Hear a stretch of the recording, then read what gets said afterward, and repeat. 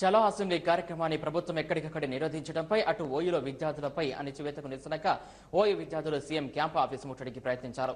CM camp కార్యాలయం చుట్టూ భారీ స్థాయిలో భద్రతా పలకలను మోహరించారు. దీంతో ఓయూ విద్యార్థులు క్యాంపు ఆఫీసు సమీపంలో బస్టాండ్లో ఉన్న విద్యార్థులు ఒక్కసారిగా నోటికి నల్లగుడ్డలు కట్టుకుని సీఎం క్యాంపు ఆఫీసు వైపు దూసుకొచ్చారు. అప్రమత్తమైన పోలీసులు వారిని అరెస్ట్ చేసి నాంపల్లి పిఎస్ కు తరలించారు.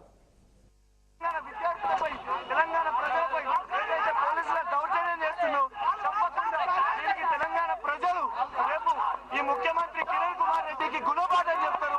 ఈ కిరణ్ కుమార్ రెడ్డిని మేము దింపే వరకు తప్పకుండా రేపు బంద్ని కూడా విజయవంతం చేస్తాం.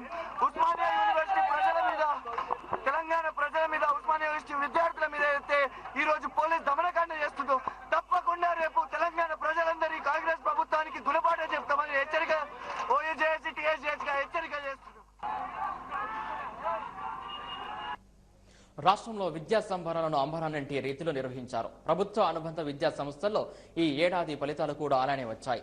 వాటిని చూసి ప్రచారాన్ని నమ్మి పిల్లలు పెద్ద ఎత్తున పాఠశాలలో చేరారు. తీరా చూస్తే అక్కడ పంతులు లేరు. ఇది బెజవాడ నగరపాలక సంస్థ ఉన్నత పాఠశాల పరిస్థితి.